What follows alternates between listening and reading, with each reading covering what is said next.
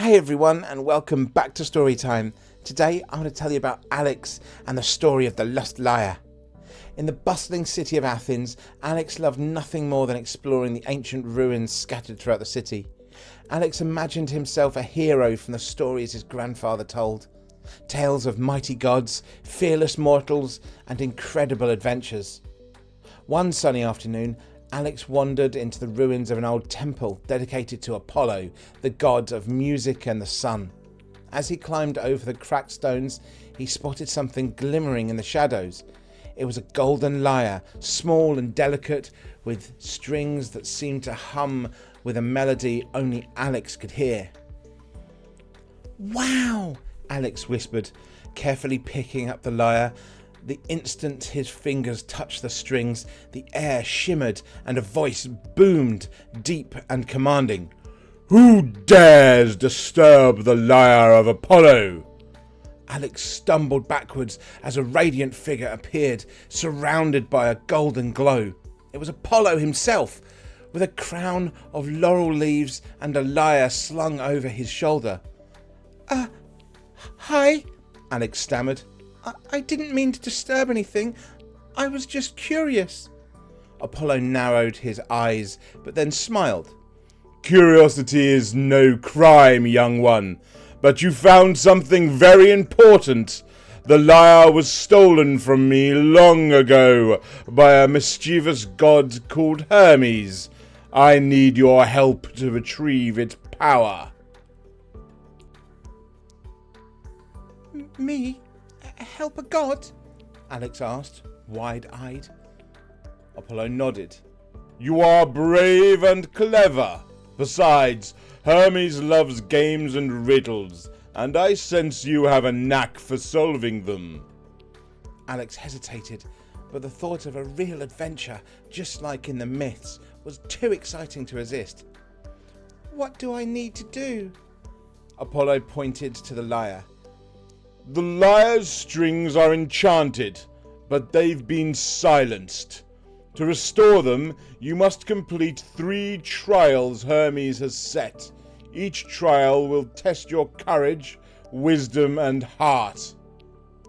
Frost tingled in Alex's chest as Apollo snapped his fingers, transporting him to a forest filled with olive trees and the sound of whispering winds. The first trial awaited at the base of a massive olive tree.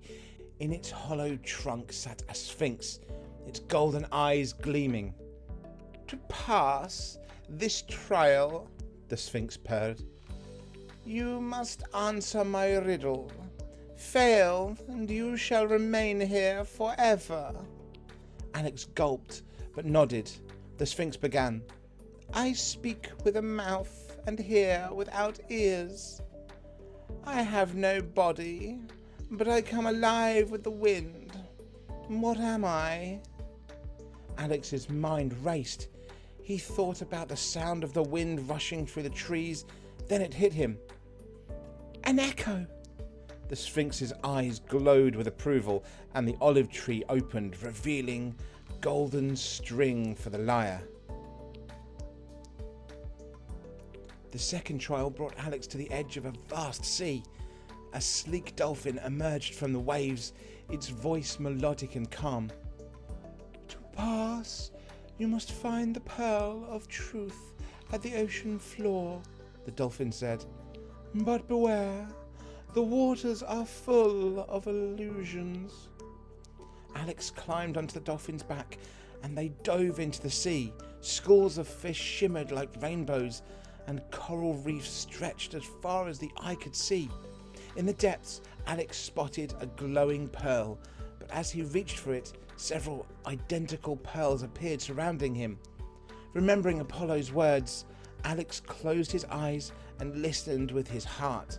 He reached out and grasped the true pearl, which glowed brighter in his hand. Emerging from the water, Alex handed the pearl to the dolphin, who transformed into a shining nymph. She placed the second string onto the lyre. "Well done, young hero," she said before vanishing into the waves. The third trial awaited at the top of Mount Olympus itself.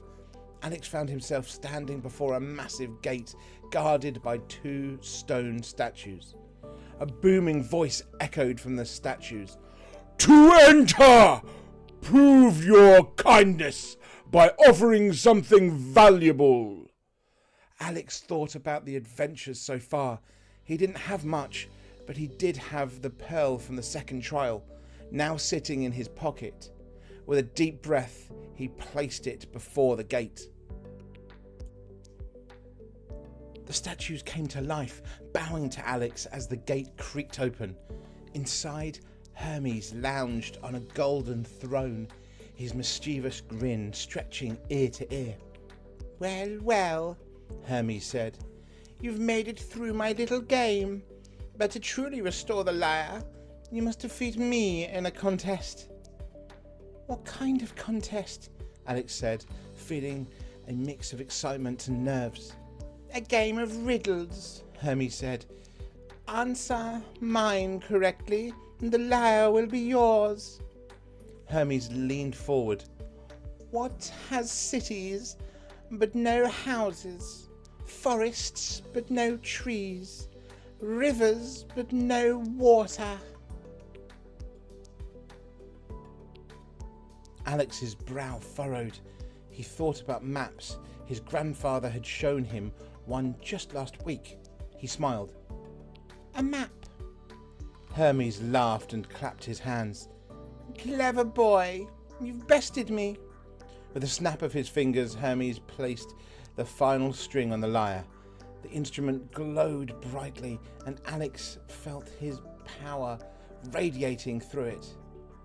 "Take it to Apollo," Hermes said, a playful twinkle in his eye, "and tell him I let you win." Apollo appeared the moment Alex stepped out of the gate. His face lit up as Alex handed him the restored lyre. "You have done well, Alex," Apollo said, strumming the strings. A melody filled the air, making the trees dance and the sun shine brighter. "You've shown courage, wisdom, and kindness. You are a true hero." Apollo waved his hand, and the lyre shrank to fit into Alex's pocket. "Keep this with you as a token of my gratitude. Its music will remind you of your adventure." Alex found himself back in Athens. He marvelled at the lyre in his hand.